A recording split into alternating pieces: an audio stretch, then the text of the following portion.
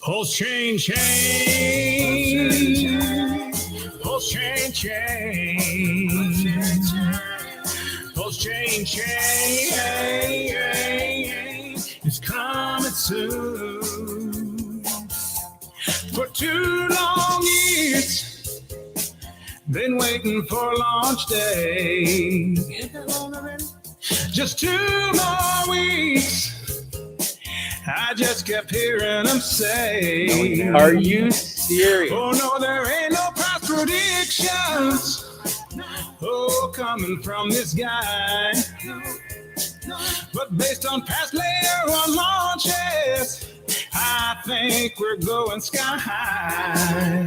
It's just up and to the right forever. With pulse chain, it's coming soon.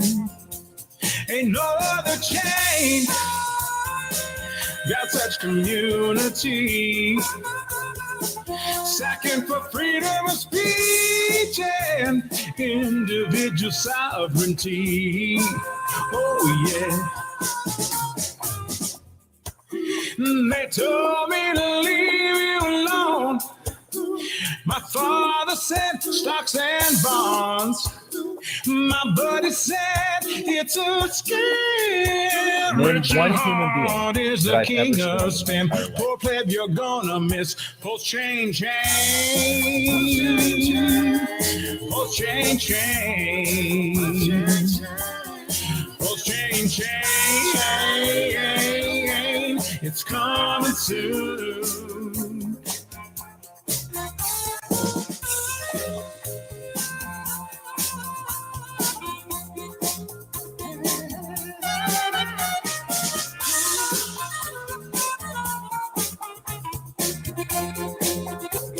Wait, let me listen. One of these mornings, the chain will be released. Oh, and once that head drop, see how much my bags have increased. Oh yeah. Pulse chain, chain. Pulse chain, chain. Pulse chain, chain. It's coming soon. Pulse chain, chain. Pulse chain, chain. Pulse chain, chain. It's coming true. There was at least 130,000 unique addresses that sacrificed for free speech and freedom of movement.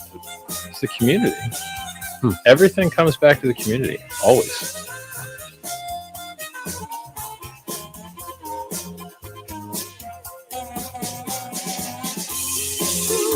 Up and to the right, baby. Wait a second, isn't this way? It just basically looks like a giant up and to the right. You got to click along. Damn. What does it do? Well, it does everything better than Bitcoin, just about. Just keep waiting until you miss all the opportunity. And then once all the opportunity is gone, you can say, yeah, that would have been a good opportunity had I participated.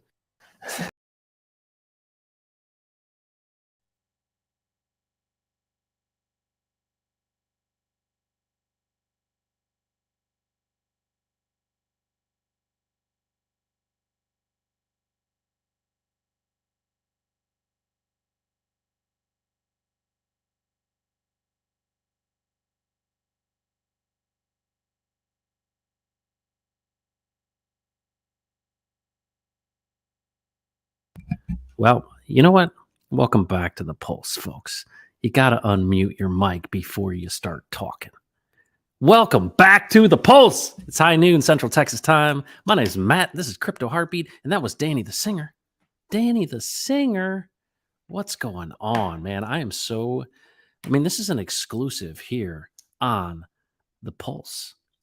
Brandon doesn't get the exclusive. No. Crypto Heartbeat gets the exclusive with Danny the Singer. I'm sure you've seen that. How awesome is that? Folks, I don't know if you know this, but doing that sort of thing is not easy, number one. Number two, do you see the talent that we have in our community? Danny the Singer, I've gotten the chance to listen to Danny sing, and he has The Pipes. Oh, you know what I was thinking about? Maybe I could write a song like Danny the Singer.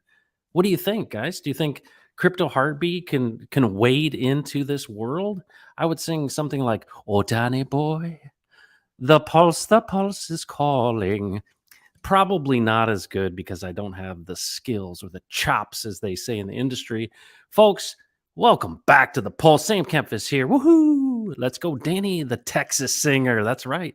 He is a Texan. He is a long, tall Texan singing out, brother. Danny, the singing man. That's right. Extravagant Taste is here. Fantastic. Good to see you. Yup, K, Magnus, Jamie Barker. What's going on? Greetings and salutations. DGen Dougie Peach. What's up, Mr. Matt and David Lee, all the way from Southwestern Indiana. He's back today, sharing the love. Ego Foundation. Hello. Good to see you. Vinny Three's here. Taryn. Whoa, what's up, Taryn? Robert Keller. All the usual suspects are in the chat. Thanks so much for being here, folks. You're going to really like this one. This is really, really going to be special because I've been looking forward to this. Danny and I have known each other for quite some time. He's kind of one of my first friends, if you know what I'm saying. So I appreciate him so much. But he's got a lot to talk about today, and he's doing a lot of things. He's a neat guy, and I think you'll be blessed to know him. David Lee's been grooving on that song since he first heard it. Fantastic. Sorry about the muted audio there. Mic check 1, 2. Hex Force 1 win. Good morning to you, Nicholas Corte. Good to see you. Wow, we got lots of folks in here. +1 for Danny the singer. Well, if it wasn't for Danny's little music video, I'd still be searching Paul's chain. Well, that's good. That's good. It's important for you to be reminded. Don't let AI write it. Oh, come on, Sam. Come on, Sam. Live a little, my friend. David Lee with the love. DJ Bomber. What's up, peeps? The usual suspects. Folks, ladies and gentlemen, it's that time on the Pulse when we bring in our guest. Ladies and gentlemen, for your viewing and auditory pleasure, ladies and gentlemen, the man himself, Danny the singer. What's up, Danny? Oh, your audio is out. What's up? Your audio is super delayed. Are you kidding? Yeah, it's super delayed. Yeah, It's here. delayed. I'm gonna rug you. We're trying to get fancy here in the studio. No, it's all right. Switch. I'll keep you going. You're good. Okay. Let me know when you're switching there. All right. Yeah, it's probably like a 5-second delay. But you look good, man. Look at that background. So nice. Okay. Here, let me pull you out. So Danny's going to get that audio. This is just an audio special, and this is the thing that happens, folks. When you're a studio musician, integrating the music stuff to the interwebs is not easy. For example, look at this. I've got this awesome Shure microphone here. I'm not using it. My computer crashed on me, so I can't use that. But folks, let me tell you a little bit about Danny. Danny's been a big supporter, a big encourager. He's somebody that, guys like us and our age need to stick together. And Danny's one of those guys who's been an early, he was an early subscriber to Crypto Heartbeat, and we've just been able to journey along together. He asked me to be on the board of his nonprofit organization, which you're going to hear more about today. But he's a super talent. Spent time in Vegas with him, spent time in his home, and just a super guy, and just a amazing family man, amazing faithful man, but also a really, really gifted singer. And so I don't know, maybe he'll break off a piece for us. You think that? Let me know in the chat if you want Danny to break off something for him once we get his audio set up here. Crypto Cos, what's going on? It's interesting how electricians work until they don't. That's right. Yeah, I totally agree. Braver. What's up? Welcome back. It's good to see you back in the chat. David Lee says Danny's a legend. He is a legend. And Robert Keller, it's interesting. Yeah, electronics. I agree with you. Yeah, it's always a challenge. Now that's a compliment. You look good. Look good at that background. Yeah. Man, I'll tell you what, I appreciate that stuff. Danny, you go ahead and give me a thumbs up when you're ready to roll, and we'll pick back up. But folks, this is that time again. We are so close to the Pulse Chain launch. V4 is in private testnet, which you know, and I know, and I'm excited about that. We've got we got the world about to fall apart. I don't know if you've been paying attention, but there's a lot of people who feel like the commercial real estate market is going to implode. And the reason for that is commercial real estate is actually in two buckets. There's kind of the residential. So this is the multifamily commercial real estate. And then there's like office space that's non-residential. When you separate out the non-residential and how much of that has debt against it and how much of that has been variable, well, they're going to want to refinance those loans. And those loans, I mean, it's going to be bad. It's going to be very, very, very bad. We're going to see major defaults. And my concern about this, I don't know how much of this is kind of manipulated, but I think what we're going to see in the commercial real estate market is, post COVID, nobody's going back to the office, and it's becoming less of a value. And there's so many square feet out there and so much debt. And so if that implodes, which I would assume it does, the question is, does it take crypto down with it? Or is this just a continued decoupling where money's just going to get poured into the crypto market? We're going to see and continue to see this decoupling because of all the other things. And I read an article yesterday, I think, about the basically everyone in the world is running on the US bank. And there's only so much they can do because so much of their debt is denominated in dollars. But it doesn't bode well for the future. And of course, this thing collapses.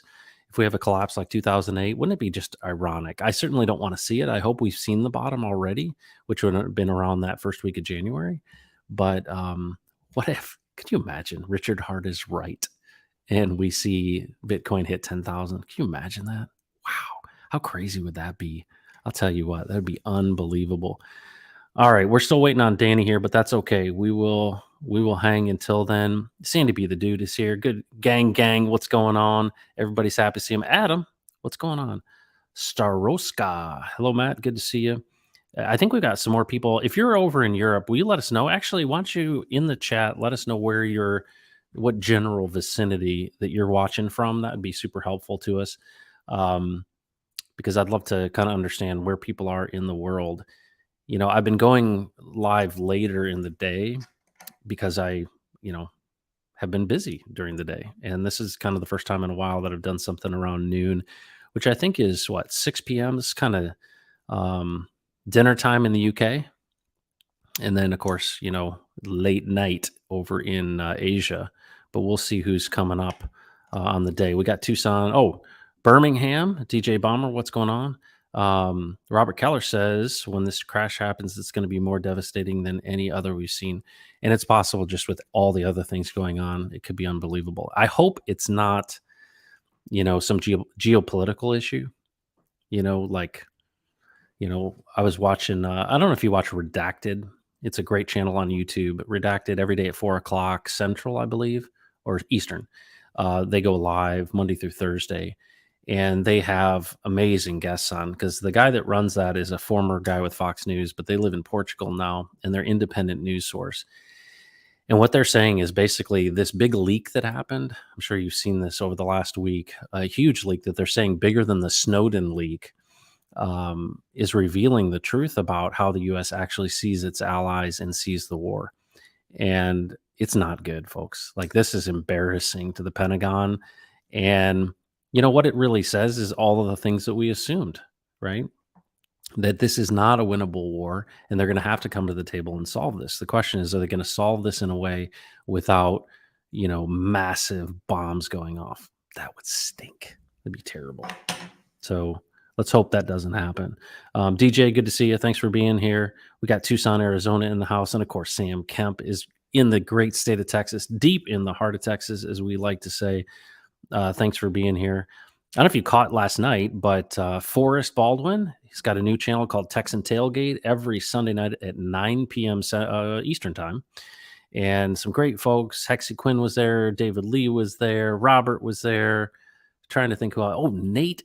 I always say Steaks, but he's now Nate Mintz. I still want him to be Nate Snakes, but that's just a personal issue. But it was great to see them out there. Brandon's back from his road trip. He was down in Georgia. He was mixing it up. Sir Mix-a-Lot himself. But I assume he'll be back in action this very shortly here. We'll see him today, I'm sure. But it'll be good to see him. Jamie Barker, I've been trying to get Redacted to interview Richard for the last 6 months. No go yet. Yeah, you know what's interesting is I think they're more news focused. They do have a podcast. Yeah, I think when it's relevant, he will be on it. I think as things fall off the table, Richard's going to get a lot more interviews because it's going to be so obvious that he was right. Adam, what's going on from Michigan? I grew up in southeastern Michigan, not far from Ann Arbor, Michigan. So good to see a Michigander in the house. The Mint Factory. Yeah, that's what it was. Isn't that what he's doing? And Drix, what's going on, Drix? Wow, we got a good crew here. Well, we're still waiting on Danny. I think he's running into some issues. Probably going to pull up just a laptop or something and set it down there in the studio. But welcome back to the Pulse. My name is Matt. This is Crypto Heartbeat. And folks, do you realize I was having a call this morning with the folks at Ophir Crypto? And if you're not familiar with Ophir Crypto is our next project. So we tokenize communities. So our team, which has the Texan token, we have a group of people, and there's a bunch of volunteers, a bunch of people that are in this chat are volunteers in our project. But we're taking, and we have taken the contract, this Texan contract, which is the first endowment contract on the blockchain. And we have essentially, we have a founder. His name is John Firestarter88. Just talked to him and his team this morning. And it's amazing what's happening over in the Philippines. But if you're somebody who missed some of the past donation phase for Texan token to the TNM, there's an opportunity. This is the same scenario. You're giving directly to a nonprofit organization called Gem Effect, who serves about between 3,000 and 5,000 churches over in the Philippines. And there's an amazing thing happening there because the culture is different in the Philippines, and it's like everybody knows everybody. And so there's a really neat community that they're getting into here with folks in crypto. There's about 45 days left in that donation phase. And then we will go live on Ethereum and then the Pulse chain as well. So you'll get, and here's the cool thing, you're going to get a double whether you want it or not. Meaning if in fact the Pulse chain launches in the next 45 days, which let's hope it does, if you're a part of this, you're going to also get that copy, whether it launches first or not. We're going to airdrop you anyway. You believe that? You're going to get the double regardless of whether or not. I think that's pretty incredible. So that's something to know about. But Ophir Crypto is the second project in tokenizing communities. And the whole point of tokenizing communities is pretty obvious. Bringing people that haven't had the opportunity to unlock value, do that in community where there's already existing trust. So I see Danny back in the chat. Give me a thumbs up if you're good to go, Danny, and we will get back to it. All right, he's ready to go, folks. Ladies and gentlemen, for the second time, Danny the singer. What's up, buddy? Man, I hope you can hear me just fine. Can you? Yeah. Okay. You know, it's you got all this trouble to have a nice video, and then it's all, won't connect, right? It's fine. We'll get there, man. You should go back to my first video. Let me show you what I'm looking at here. I mean, we got it is like legit, man. Oh my gosh, dude, look at that. That's we got the all studio. It's a studio, and then I can't. So, but hey, I just threw the cell phone in, put the earbuds in, and we're gonna go from there. No, that's great, Danny. You know what's cool is you show all of that equipment and everything. So, Danny, I want to just talk about the singer portion of this because your video that you did for Pulse Chain not only has been viewed like 71,000 times, but it's really high quality and really well done. And of course, I know that you're a talent and that you've been doing this, but what's your story of singing? Because you've been singing since you were a kid, right? Yeah. It's kind of funny because I was pretty shy as a child, and actually, if you do like one of those personality tests, I'm an introvert. Yeah. And then when people get around me, they say, "Wait, that's not right." No, but yeah. So I was pretty shy as a kid, and my family tells the story that I didn't sing. I didn't sing around the house. I didn't sing anywhere. My brother sang. My family sang. My mom sang beautifully. And one evening, like it was a Sunday night, like a slow night at church, and once a quarter they would say, "If you feel like you want to sing a song, come on up here." Kind of like open mic night, you know what I mean, at church. And so I just walked up to the front, and my family's like, "Where's Danny going?" And no way. Yeah, I went to the front of the church, and they gave me the mic, and I started singing "Amazing Grace." And so, I was like, Amazing Grace, how sweet, like kind of black gospel sounding. Yeah. And they were just, everybody was like, where's that come from? Mm.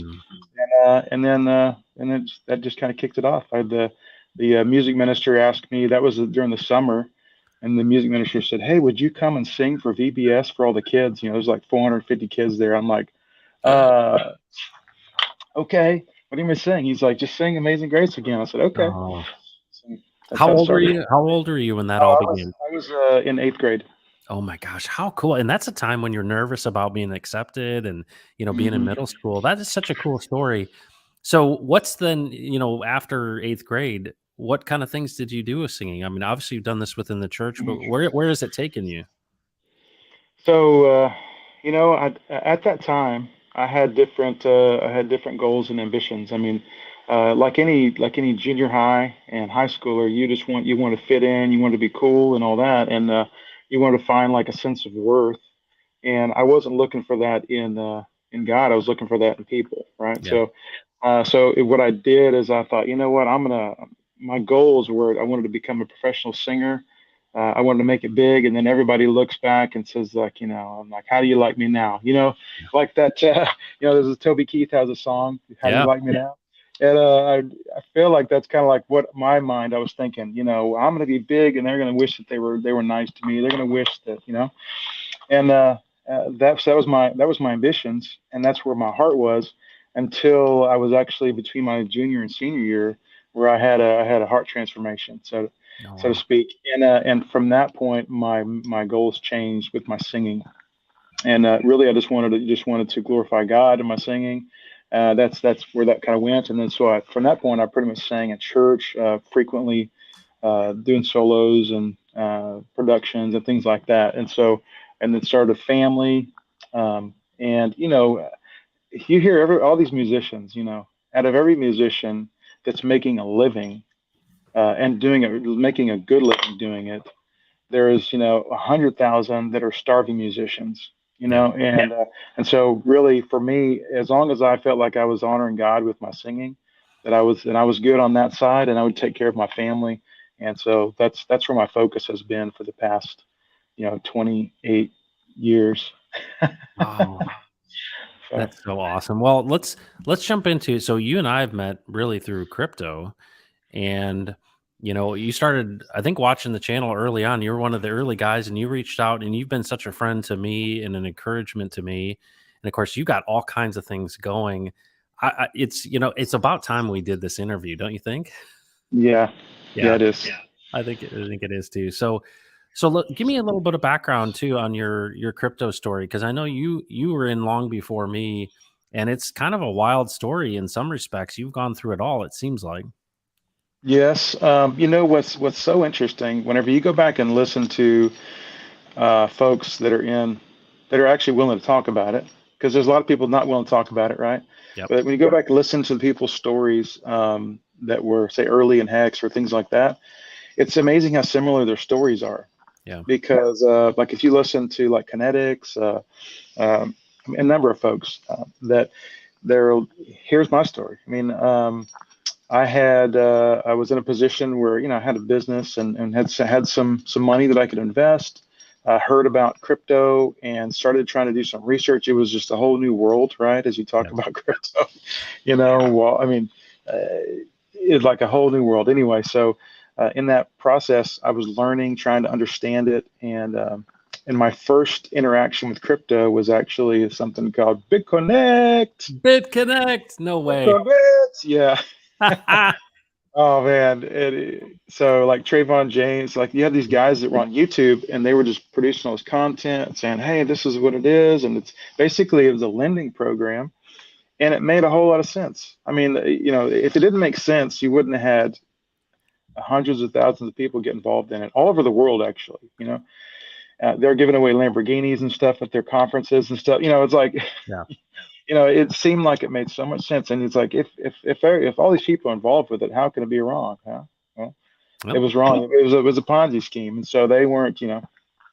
So somebody can do research on that, figure out what happened. The long story short is it was a Ponzi scheme, and I fell hook and sinker for that one.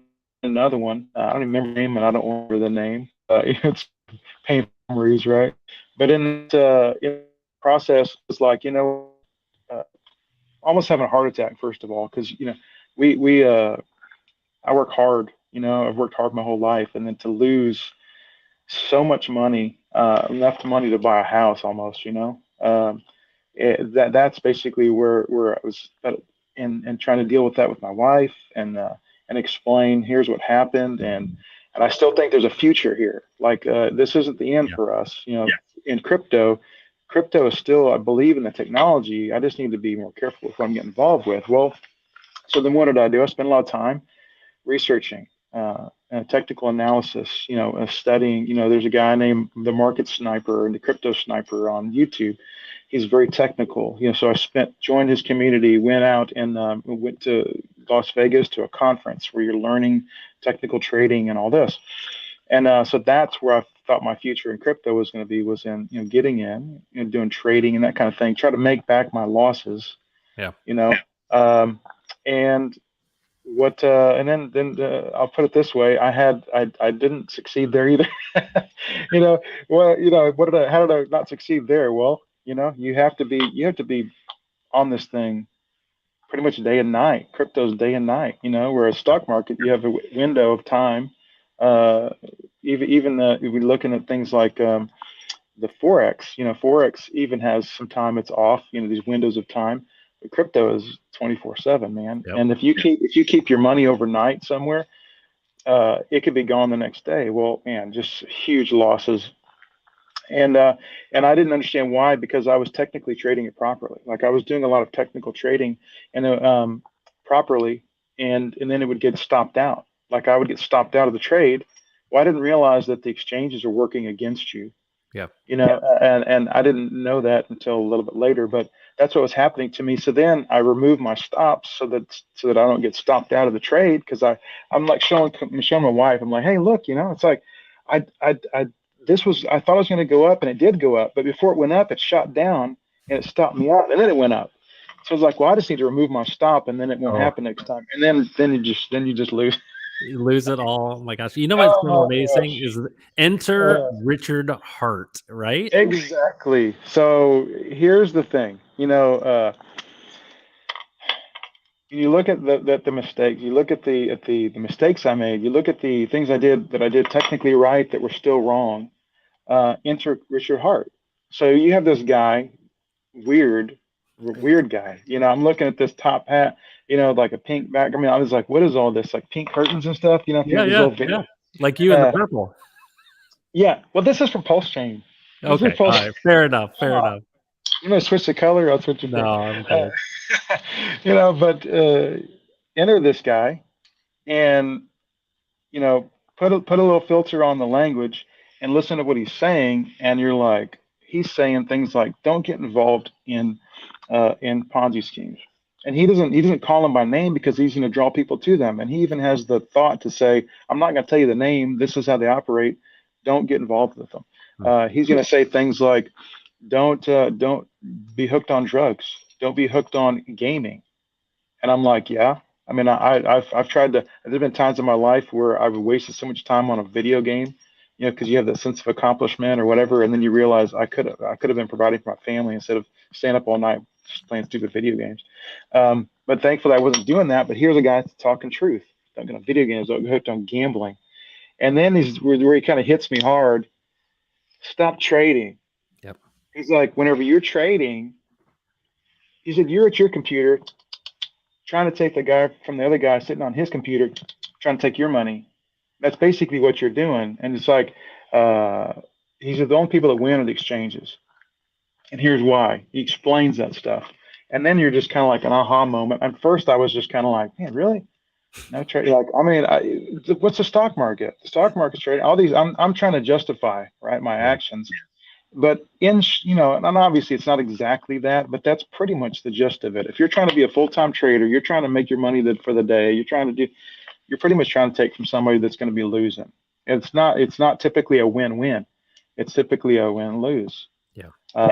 Or a lose-lose, and then the exchanges win. So with that said, hearing him talk about that, then he's talking about something like, hey, there's a better way.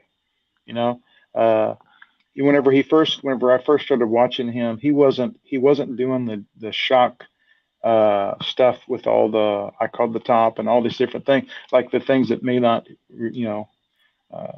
connect with certain folks. So, he wasn't doing all that stuff. It was really more about, and he was doing these super long streams, which, Yeah. uh, in many ways, I'm like, man, he spent so much of his time talking to people, connecting with people, and educating people.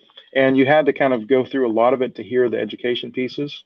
And I wish I would have had the forethought to actually make some notes of like, here's where we talked about this, here's the time code, and then I could have snipped all that stuff, and then and share it for education. But when you do like a 6-hour stream, it's kind of hard to tell people, yeah, go watch this video, check it out. But I will tell you this is that I was still super gun shy. I mean, Yeah. you have to understand that I lost so much money that I was like, how do I even proceed, in the same thing. So it was much more cautious. And looking back, it's like, wow, I wish I would have, done half as much as I lost. I wish I would have gotten Yeah. involved. But that's how I got. That's how I heard about. Hey, thanks, Kinetics. Yeah. Kinetics is in here. Our buddy Kinetics. Good to see you, man. And Hexy Quinn stopping in to say hello. Fantastic. He has a Well, similar story. yeah, it's awesome to hear, and that's what's cool. So you were pre really Richard Hart in because then he started talking about Bitcoin hex, right? You were those days when he was just talking about Mhm. and he had some fluid dynamics coin. Do you remember that too? You know, I don't remember that. I mean, Okay. I have a bad memory, honestly. So, I would, I can say that here's a guy telling me stuff that I need to hear that is Yeah. truth. And the other thing too is I went back and looked, and I would say that at the time, whenever I asked a few people about him, um, he basically somebody said that I was paying for another program. I was paying a good bit of money for a program that was doing trading and education. And I asked those guys about Richard, and they're like, "Oh yeah, he's that guy that cried whenever Bitcoin fell out, and he said Bitcoin was dead, and all." And that was a mischaracterization of what happened. But the point is that there wasn't amongst traders there wasn't a good view of Richard. But I could see through it, and I could look at the fact that he was actually talking about tops and bottoms. And whenever Bitcoin hit 20,000, he said it's the top. Guess what? It was the top. And when was I getting in? To Mhm. Bitcoin, whenever I got in when it was like a 17, 19,000, and I'm like, this is going to be awesome. And then Yeah. bang, you lose you know, 5 digits. Well, you learned the hard way, and I feel like this is a big lesson. A lot of the interviews I've done with folks who got into hex or got into crypto early, it's almost you're right. They tell the same tale. And it's like, hey, I ran into this guy Richard Hart, and it made sense to me, and it made obviously a lot of sense to you because of what you had been doing and what you had experienced. And I want people to know that are new, Danny, that you know these are the first principles, right? One of the things I respect about Richard Hart is he sticks to his principles and says, all right, we're going to build crypto the way it ought to be. It's supposed to be censorship resistant. It's supposed to not have admin keys. It's true decentralized finance. And it's a miracle, in my opinion, the Hex community, has gotten to this point. But it's folks like you that saw through that and saw what Richard was talking about. And so, it's an amazing story, and I think a lot of people that got into, like, let's say Pulse or Pulse XSAC, they don't know these stories. They don't know what happened beforehand. And some people came in because of the outrage marketing. Mm. Yeah. Yeah. So, all Yes. right, well, let's kind of fast forward here a little bit because I know that we got a number of things to talk about. Um, we got connected because of Texan. Well, we got connected because of Crypto Heartbeat and just talking about things of faith and family and those type of things. And so we connected for a lot of reasons. Um, but let's talk about, you're a guy who's from Texas and you see what's going on in this world. How do you see DeFi and crypto and Hex and Pulse Chain and Texan and all that stuff fitting into this future that we're having to share here? So I'm obviously not an expert in this, and but what I can say that I really feel that this is DeFi is our shot at pushing back, right? So if you read the Bible, you can see that it's been talking about this for a long time. I mean, the Bible actually prophesied that there will be a one world currency, and for a long time, people were like, "That's never going to happen," Yeah. right? Lots of things that you think are never going to happen that will, and and one of those is one world currency. So how do we push back against that? How do we push back against the V system, so to speak?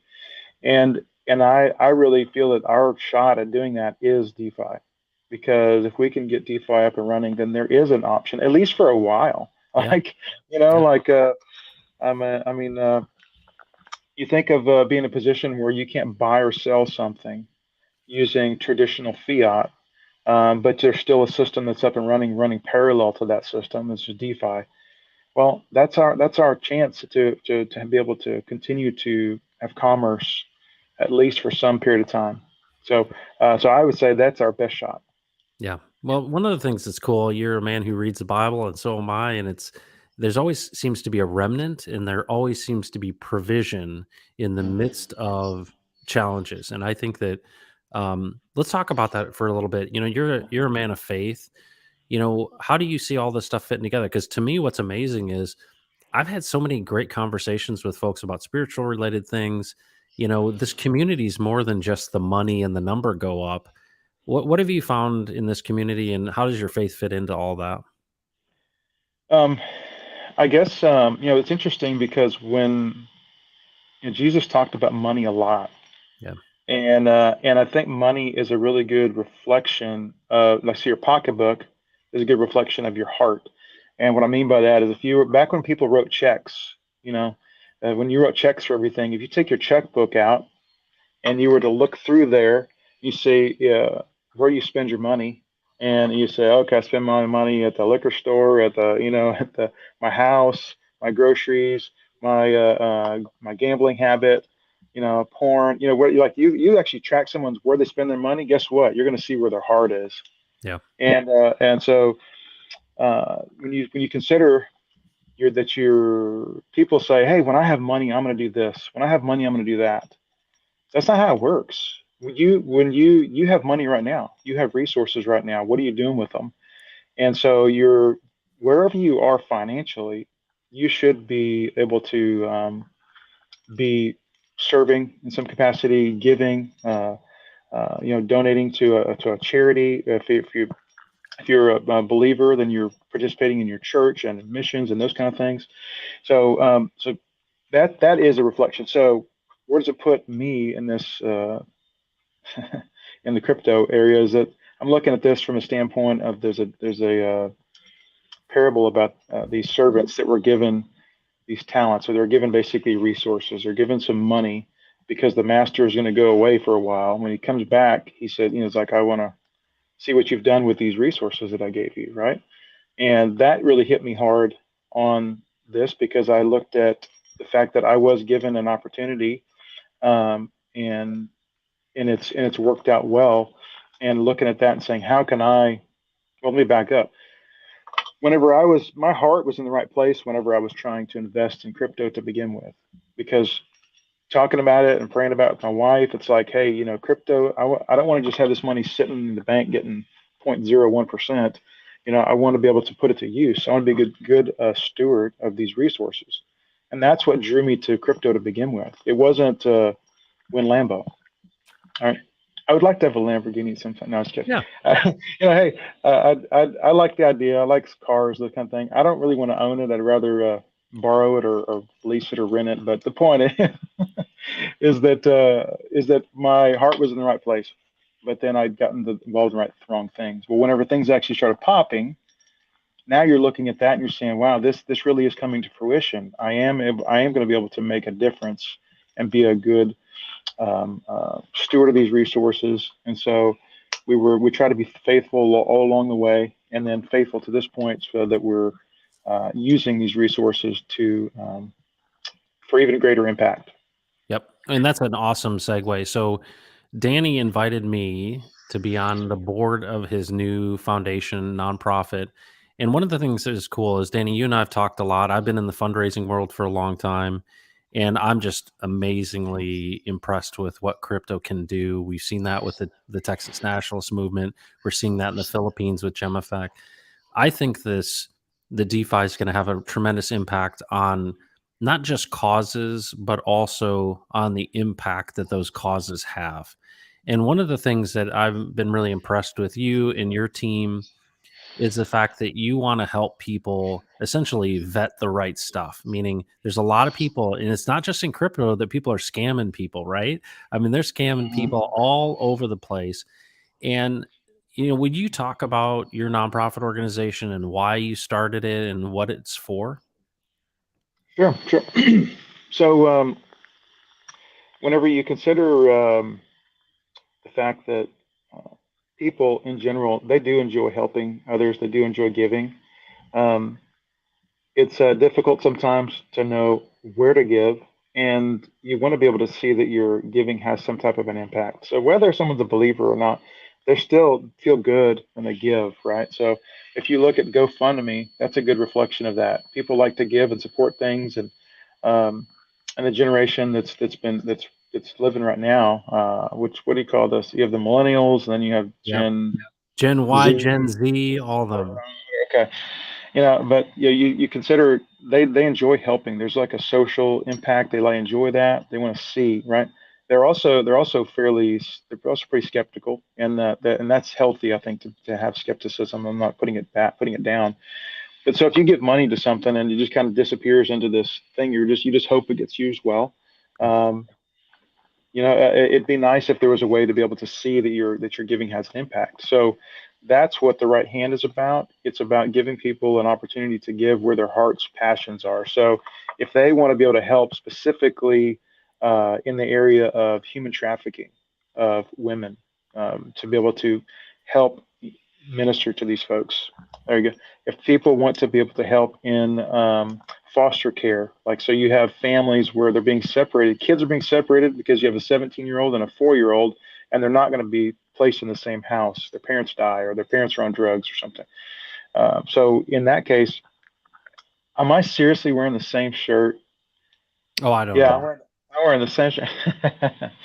So, so that's what it's all about. That's what it's about, is providing an avenue for people to connect to these different, uh, uh, uh, like I said, their heart's passions.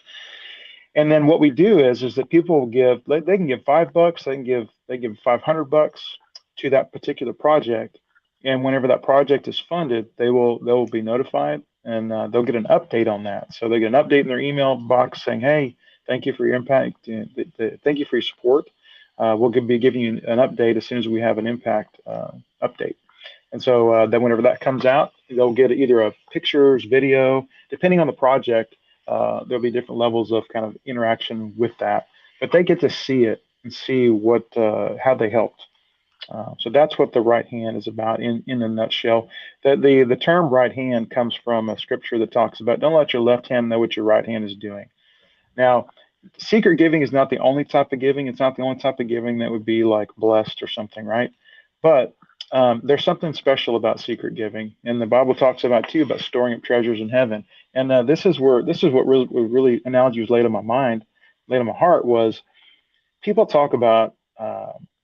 You hear people talk about, hey, I heard about this company working out of this guy's garage. My son went to college with this kid, and he wanted some money investing in this computer company. And I was like, that seemed risky to me. And that was Michael Dell, and I could have been a multimillionaire with investing $1,000. Or people say, I heard about Microsoft, but I didn't think I want to get involved. Now you hear people talk about Bitcoin, right? Oh man, if I heard about Bitcoin 10 years ago, and if I would have put in this much, think about this: when we're up in heaven one day, we're gonna get there and we're gonna see these, I'm gonna say heavenly riches, and we're gonna be like, oh, I heard about heavenly riches, but I didn't realize I could actually participate in that. If I would have put some effort into it. So the Bible says, store up treasures in heaven where neither moth nor dust can destroy. So it's like if we're living here for 100 years and eternity's forever, how about you invest a little bit into your eternity right now by giving? And that's what the right hand is about. It's about helping people connect, giving them an opportunity to give secretly. And that's what this is. Don't let your left hand know what your right hand's doing. So we want to be doing great work and supporting these ministries. That's fantastic. Well, I appreciate the opportunity to be on your board, and I've got to see you through this process of developing this. And I think, crypto is a big part of your story and a part of my story, and I'm completely aligned with what you're doing. Hexy Quinn came and she's like, "Awesome! I've been looking for something like this." It meets a need in the market, Danny, and I think that when you think about this, somebody that, let's say, there's a lot of different reasons that people give, right? Some people, I mean, I was on the board of my kids' Christian school, and there were people who would drop hundreds of thousands of dollars as a gift at the end of the year, and they didn't know us at all. They just needed to get rid of it because they wanted to lower their adjusted gross income, right? So there are people that, like, their tax advisors told them, "Hey, you need to give." And then there's people who that's those small gifts, who want to give to projects and see the impact of it. And I think that's another way to give. But I think the challenge for everyone is I just don't know who to trust. I don't know if things have been properly vetted. And what I like about what y'all are doing is the fact that you're closing the loop. And it's always one of these things where I think a lot of donors feel like they're throwing money into a hole, and they don't see, and for a lot of reasons, the organizations don't close the loop and tell them, "Hey, this is what happened." Tell us about what you're planning when these projects get funded. You mentioned a video or something. What are you going to do to close that loop? Okay. Well, let me talk about the vetting real quick because Yeah. so first of all, what you pulled the slide up a minute ago, and basically we're like in our soft launch phase. We have a board of directors. We have an executive director that's full time, and so she has gone through at this point. She's been talking to these different ministries. We've selected these 4 ministries so far, and because this is like a restaurant soft opening. We wanted to test everything out, test the website, the funding platform, and all that. But the vetting comes down to that these ministries need to be meeting certain criteria, which we have, and that can be made available if anybody wants that listing or criteria. But they actually sign a contract. Each one of these ministries sign a contract with us that the money that we give them for this will be used specifically for that project. So if it's to go to let's say it's to buy and build bunk beds for an orphanage, basically, right? They need $4,000 or something. That $4,000 would be used only for that. They can't use it for anything else, and that's a contract that they sign with us. Now, the reason behind that is we need to see that level of that so that we can guarantee that and we can promise that to donors. Now, once they build the bunk beds are built, then they're going to be taking pictures of those, and that will come out. The folks that gave, whether they gave $5 or $5,000, they'll receive an email with pictures with a link to take into the site as an update. And ideally, we want to be having video content and things like that. The bigger the project, the more content we want to have to kind of highlight that. So if we're building an actual building, or we're giving a bus to an inner city, ministry or something that's helping kids in low income families, then that's something like that. We're gonna either send a video crew there. We're gonna ask them to provide professional video, or we'll hire a third party professional video company to go out there and video that, kind of like Extreme Home Makeover kind of a thing, right? They get revealed, everybody's excited, and then that video will be sent out. It'll also be added to the site, so we can have these like success stories. Yeah. That's one of the things, Danny, this fits a huge need. I've worked with thousands of nonprofits over the last 23 years, and this is probably the thing that nonprofits do the worst at, and that is really what I would consider to be stewarding the gift, right? So they're good at asking, they're good at spending, but they're not good at closing this loop and saying, "Hey, I want to thank you." And it's a travesty because people, when they give, that's not the only gift they're going to give, right? This is maybe their first gift or second gift. Mm-hmm. But when you realize you build a relationship with people, I think what you're providing this service in, if you will, the marketplace, that is providing people who want to see impact know, one, this is a reputable organization, but two, that you're going to actually see when these things are completed and evidence that the monies that you gave actually had the intended outcome. The big thing, though, I think, is what percentage of people's gifts actually go to the nonprofit. Will you share with them that? Yeah. Thank you for asking. So, the concept here is a little bit. We received a lot of pushback. We received pushback from the attorneys. We received pushback from wise counsel to basically say that we're going to give 100% of the funds that someone gives for the website, minus the credit card fee. If they're paying over the credit card fee, right? There's a little fee, but 100% of those funds will go specifically to that project.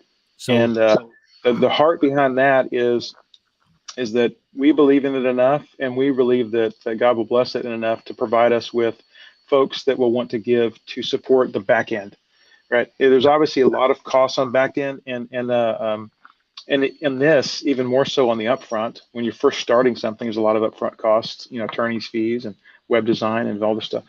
But that is we're trusting that God will provide for all those needs on the back end. And we're looking to create an endowment for the Right Hand Foundation so that it can continue on in perpetuity. And how are we going to do that? What kind of what asset class do you think we can possibly get involved with that would help us to provide perpetual funding for amazing ministry like that? I don't know. That sounds good to me. I'm looking for something at the moment.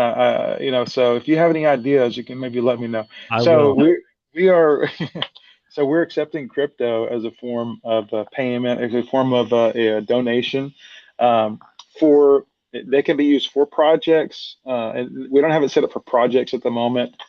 Because that takes a little bit hard. It's a little harder, but we are accepting crypto in form as a donation for the what we're kind of seed investor for the operational costs of the ministry of the foundation. And that is we are a public foundation, and that was a challenge to do that, but that was because that way that folks that are giving, they can write it off completely, whereas a private foundation, there's limitations on what can be written off and everything. So we want to make that and just a little backstory behind that. Whenever getting involved in crypto, I mean, folks that are doing well and things, they're looking for ways to keep their capital gains taxes down, right? That's something that people are typically looking for, and I looked into that the first year, and I went and talked to, and there's funds that you can get involved with, donor advised funds. Yep. Right. So you give to a fund, and then you can well about this more than even I do. But for the audience, it's a way that someone can give money to a fund, and then they can assign where that money goes to support which kind of causes. Well, that's how people can give crypto. But there's a huge caveat. Crypto being newer, it's really hard to give it certain assets, number one. And even if you give a major asset, so if you had Hex, for example, and you wanted to donate Hex, well, you got to sell your Hex to donate it in crypto to either money or in a major Bitcoin or Ethereum from most of these donor advised funds. And the ones that will accept Hex, they see that as a super exotic, and they're going to charge you like 7 to 15% to basically allow you to donate to the fund. And then they still may not let you hold it in there. Yeah. Well, if we could actually hold those funds, we're basically kind of like acting as a donor advised fund, in that if people want to give to us, give to the foundation, and it's something like Hex, we don't want to sell it. Yeah. We really don't want to sell it. And if we do need to sell it, we're not going to just market sell it like some donor advised fund might just we need to sell it. So here's the date and here's the amount. What we would do in that case is we'd probably set up a liquidity and say, hey, over the next month, we need to sell a little bit of this. And so let's set up some liquidity and just do single-sided liquidity and sell it out that way. So it doesn't affect the market price at all. Yep. It's just providing liquidity. And so we're accepting Hex, Texan token, Ethereum. We'll be accepting Pulse X, all the ones that are in the Richard Hart ecosystem, so to speak. Awesome. Well, I want to review a couple things you said because they're tremendously big. So number one, the Right Hand Foundation is a registered 501c3 nonprofit organization, which is tax deductible. When you give any gift of any type of any asset class, that's tax deductible. So that's number one. Number two, 100% of gifts go to the projects. This is unusual, folks. I want you to know that overhead is one of the biggest issues in nonprofits, and when it comes to effectiveness and efficiency of giving, this is the kind of thing that you're looking for. You're looking for things that 100% is going to go through. What I really like about this, Danny, though, is that actually somebody put it in Crypto Pez, put it in here, unlocking generosity. These things are really interesting because my calling, your calling, they intersect, right? Absolutely. And Absolutely. if you think about this, people that are having, we're at the bottom of the bear market. It's, just like you said, if you wanted to gift, and here's what's funny, I've wanted to make gifts to my kids' school. I've wanted to do things in crypto, and I'm like, I'm not doing it because I know that they're going to market sell it immediately and go into fiat. And I'm like, this is not the best thing for them. Yeah. And so having a group like yours, a registered 501c3 that understands the nature of crypto, that isn't going to just market sell things, but is also committing to, because of the gains of crypto, to be able to cover these donations so that anyone who gives the smaller gifts that are giving directly to projects, 100% goes directly through. That's an innovation, Danny, that other people are not doing. They're taking their cut. There's always a middleman. And the fact that you have not only had this inspiration of secret giving, but vetting and then providing this, avenue for crypto, I think as this next bull run goes, Danny, there are going to be a lot of people who are going to say, hey, I don't have time to vet these organizations. I don't have time to determine whether these are good or bad things. Hey, Danny, what you got for me? And I think you're going to end up having a lot of conversations with probably some pretty big whales who are like, hey, I want to make a big impact. Can you find something for me? I'll bet you'll have people who are like, hey, do you got something that'll fit this? This is the kind of thing that I'm looking to accomplish. And I'm super excited about that you exist, Danny, and that the right hand exists, because there's not a place you can go to have this kind of, that the right hand's going to follow up on these things and make sure that you've got evidence that the gifts went there. You've got confirmation that 100% is going through. And then you've got, I think, kind-hearted and thoughtful crypto folks who are saying, hey, this is the way in which we unlock generosity by giving the people who aren't giving the big dollars a complete pass through on the 100% of their gifts. And that, to me, it's very unique. And I think it's going to serve this community really well. I think you're going to have a lot of requests. But that, I just want to say thanks for doing this, man. Yeah, well, we're super excited about it, and we thank you for the opportunity to even talk about it. You're talking about the somebody giving a big gift. Well, a lot of times you'll see with these different charities is that you'll have somebody come along and say, hey, they'll put up a $50,000 or $100,000 or $1 million, and they'll say this is a matching. So it's like you got to go out there and raise whatever you raise, it'll be matched by this person or something, right? Yep. Well, in basic, that's kind of what we're doing from the standpoint of is that we're saying we want people to have the opportunity to give, and in order for them to have the opportunity to give, we have to build the platform. In order to build the platform, we have to have money, and so it's like thankfully we've had someone that's been helping us on the seed investment thus far, and we definitely welcome future funds, and we have a 5-year plan, and we have our year goals and everything for this year. We'd be happy to share all that. Actually, that's actually on the website as well to the place. If somebody wants to, I take it back. If you want that information, you just have to request it, and we'll send you a private link. But it goes into all of our financials and everything. Yep. But that way, if somebody says, "Hey, I want to give 50,000, I want to give 100,000, whatever it is," then they can have all the details, full transparency, where we're going, how the money will be used, so they know the budgeting and all that good stuff. So we would love to partner with folks to do that. And I really like your idea with regard to folks in the future that they may even be bringing opportunities to the table. I say they might say, hey, here's a project that you guys should take a look at, and I wish that I could give crypto to it, but they don't take crypto. Yeah. Right. They can't, or maybe I don't want them to get crypto, because then they're gonna have access to my account. They're gonna see how much money's in my account or whatever, right? Yeah. So there's a level of privacy. They want some separation in there to be able to give to something, and we could be that level of separation. Well, and one of the things we see, what a donor advised fund does, and what obviously the Right Hand Foundation does as an entity, is that let's say you wanted to give a certain amount, you know, you can designate when you make gifts. And one of the things that, because of crypto and all those things, you could say, hey, I want to give this, I need this tax deduction, right? Let's say somebody needs a tax deduction in a certain year.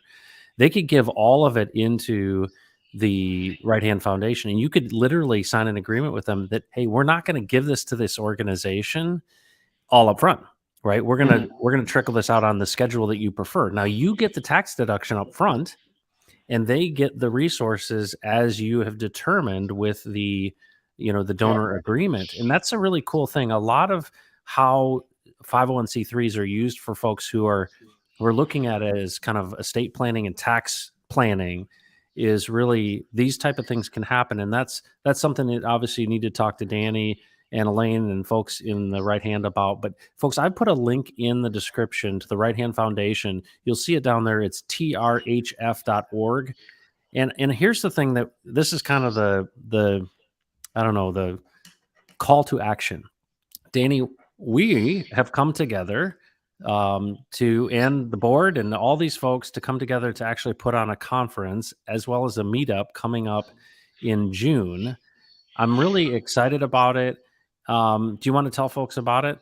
Because this is the first time we've ever talked about it. Yeah. This is first time talking about it. So wanted to, I would say that first of all, folks that are watching this, they know Matt, and they know Matt's heart and this unlocking global generosity. I wanted to talk about that for a quick second to say that's how we connected. Yep. Because God had already put this on my heart with the Right Hand, and we were working towards kind of figuring out how we're going to go do it. Whenever I started watching Matt, and he's talking about this compassion cartel, and people basically making a commitment now to give a certain amount of money later. When Pulse Chain launches, this kind of stuff. That's why Matt and I met. Yep. And so that same desire for helping to kind of unlock generosity in order to inspire people to want to give, and that's what the conference is about. So obviously Matt would be speaking there at the conference, and Matt's working on a list of top-notch speakers to be able to come. We have there's a gentleman that is a renowned pastor that will be speaking. He's an author and a pastor. Some folks know about him. Named Matt Carter. If you look up to Austin Stone, he's the founding pastor of that church and written books, and just great guy. So he'll have a talk for us. But Matt has a number of Matt Crypto Heartbeat has a number of other speakers he's lining up. But we'll have a nice facility that we'll be operating in. Have food and everything else, and so this is a paid event. We want to attract folks that are going to want to have that same heart's passion to be able to figure out, hey, how do I give? What are kind of the not just inspiring somebody, but also maybe giving them some of the technical aspects, how to do it, so that we talk about on these shows. We're not financial advisors and things like that. I'm sure that we're going to have a financial advisor, a part of this, that would be able to give people actual financial advice on how to best do that to give. And the other thing is the meetup. So the night before, so that, by the way, that's June the 24th or 3rd. Yeah. Is it the 24th? I'll pull it up here. You tell us about it, and I'll pull it up. And then the Friday before that would be a meetup that's open to anyone that wants to come. And so we'll have we've looked at one restaurant that has where we can actually rent the whole restaurant out and do have a karaoke bar going on. Have food and drinks, whatever you want. And so that's like a bar and grill that's nearby. And that's most likely the place, unless we get too many folks that we're going to max it out, then we can move to a different location. But that's the plan right now, and so those details will be shared very soon. What we're looking at right now is to see how many folks are interested. We want to make sure that we have the right size facility. We don't want to get too big of a place. We don't want to have it too small. And so we have an idea of what we want to do right now, and we have our preliminary arrangements made. but we really want to hear your input to see if you're interested in this conference. I think we were only charging like $150 Yep. is what it said for the conference. 149, yeah. It's an all day conference, includes food and everything. So Yep. So I'm gonna boil all that down. It's called Gen Con. So this is the Generosity Conference. It's going to happen on June 24th, which is Saturday. It'll go all day. That Friday before, on the 23rd, we're going to have a Hex Pulse Texan meetup. So anybody in the Houston area who wants to come in or drive in from Austin or San Antonio is welcome to come spend the night. There are a number of local hotels there, but we're going to do this right. It's going to be, I think it's going to be a little bit more of an intimate type of experience. We don't want, hundreds and hundreds of people. If there are, we'll welcome them. But this is really meant for folks who want to, and honestly, the people that I'm talking to about having speak, there's some international folks. There's some folks who are very, like people who have been really called out of their place of success, and they're now in a place of significance. And they've said, "How do I go about? What are the right ways to think through generosity?" And when you think about what's happening with the blockchain and decentralized finance, what we talked about with the Compassion Cartel and the Pulse Promise and all of this is, I think it's important that if you're somebody who's like, hey, I'm going to prepare for this future of abundance. And that's really this whole thing. I've seen this long ago. Danny, you've seen this as well, is that when the Pulse chain launches, it's just the beginning of something new. mhm. And this is significant. I mean, folks, I always look back at the OG Hexicans and I'm, super jealous, right? Valiant brands like, Matt, when $100 turns into $1 million and $1,000 turns into 10 million. And I'm like, oh Lord, please let me have that experience.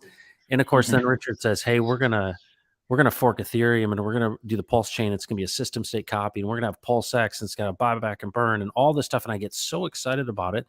I started a channel almost 2 years ago about this whole topic. And I go, wow, if regular people had an abundance, what would it look like?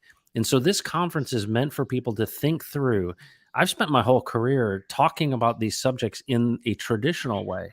This is basically taking all of these things about abundance and saying, what should we be thinking about and how should we look at our role in this whole unlocking of generosity, this season of abundance? Because it's way more than about giving your money. It's about the condition of your heart. It's also about, some very practical strategies of understanding, what am I called to? What is the purpose for giving? Why do I have this abundance? And what should I be considering? And so I think you're going to find this conference to be really helpful if that's where you are. I don't really think there's a whole lot of people that are that mature, to be honest with you, Danny. Not trying to be rude to any of the folks here, but it is a little bit early in some respect for some people, but then there are others who are like, this is what I'm looking for. I'm looking for an opportunity to have these conversations because, Danny, I'm an optimist and I swing for the fences, and I know you do as well. I really think that we're going to have an opportunity in this Richard Hart ecosystem to push back on the World Economic Forum, to authoritarians, to globalists. And it starts here. And I want people to realize it starts here. If you want to be a part of something that is global in scale, we're going to be starting it. Now, will it have humble beginnings? Yes, you're dang right it will. And we will get together and we will do this the first time. But this is Gen Con. We're going to have more details to come. We'll have a website, a place that you can sign up. If you're interested or something, you can DM me at Crypto Heartbeat 22 on Telegram. If you're interested in knowing more about the Right Hand Foundation, you need to check them out. Go to the link, reach out to Danny. I've got his Twitter handle in the description. You can DM him, get connected, ask him more questions. Because here's the thing. I'm on Danny's board. I want to develop relationships with people who see this as a long-term impact of unlocking opportunities for all of these ministries, all of these projects, the heart of Danny and his wife, and really come alongside people who want to make a huge impact. And to me, Danny, when I see what crypto can do, I've seen it before, and I feel like we're going to see it again. We can take this thing back, if you will, right? We can take authority back over this. And it's really, I think you're leading out with love for your fellow man. And I think that you can't go wrong if that's the way you lead. Fantastic. So, Danny, before we sign off, I know your audio isn't great, but you share what's the sparrow? His eyes on the sparrow. Would you be willing to sing that for us? Yeah, I wish that, man, I wish I had better. I'm literally, this is like the worst audio device that I own is But these earbuds. people will appreciate it no matter what, man. So let's sign off with that. Can I give one more Yes, comment here about the right yes, hand? yes. So maybe you were listening today and you're like, wow, that sounds really cool. I'm not in the position to give a substantial amount of money for the right hand, but I really connect with the idea. Maybe you go to the website and you're like, I really connect. We are looking for a few folks to join the board or to be advisors. Maybe they're not a board member, but they decide they want to be advisor in the areas of legal. So we've done all the expensive legal stuff to begin with, but we still have legal stuff that we've come across, like we have contracts we're dealing with. So we're looking for an attorney that we would love to be on the board or serve as an advisory as an advisor to the board. And we would also be looking for a marketing person. So someone that can help us from a marketing standpoint. We have so those are just a couple of things I want to throw out there. Or maybe you just said, hey, I love it and I want to be a part of it in some way. Reach out to us. We'd love to talk to you. Awesome. Awesome. Well, thank you, Danny. This has been awesome. We'll do this again when the audio's fixed, but you're a blessing whether your audio's good or not, man. All right. Okay. So you just want me to sing a little piece of it? Yeah, just sing a little piece of it break off a piece for everybody. You are Danny the singer after all.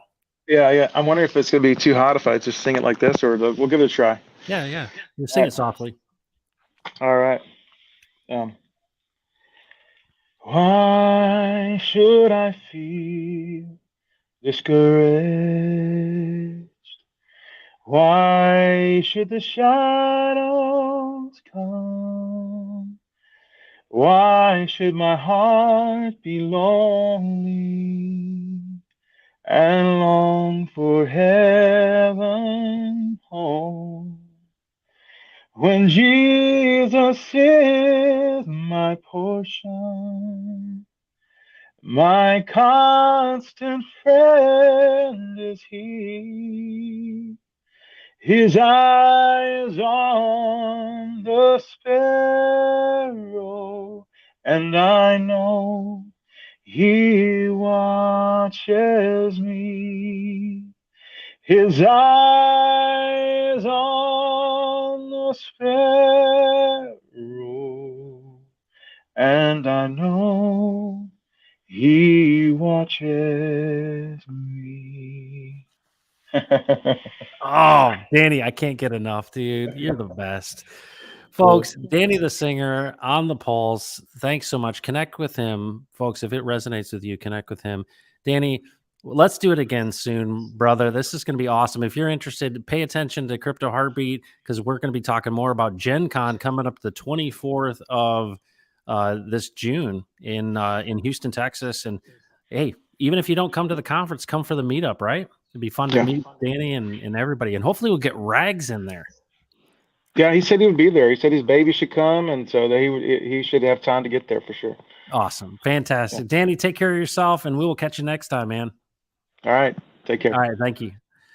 Folks, Danny the singer, it's been really too long. We needed to do this sooner, but it's such a blessing. I've been there, he's got the earbuds in, and he doesn't think that audio is any good. And it's such a blessing, even with that audio. But I've been with him in a number of occasions when he sang, and I'm going to tell you what, folks, you sense there's something special. And to me, with gifts that people have been given, when they're bringing those things out and blessing people with them, it's so special. And so I guarantee you, if you come to Gen Con, you will get to hear Danny the singer. But he's a blessing, amazing family, and it's another way in which we can come together because there's more value in this whole crypto thing than just the money. And so I would encourage you. I mean, anywhere you go, right? The Pulse, the Million Pulse Tour or Pulse Tour is coming up. I mean, go to those events, meet other people, because this is what we've got, right? In this future, we've got relationships we're building with each other. And to me, everything washes away. and it's an amazing thing. So, folks, thanks for watching the Pulse today. My name is Matt. This is Crypto Heartbeat, and do not mess with Texas, folks. We'll catch you next time.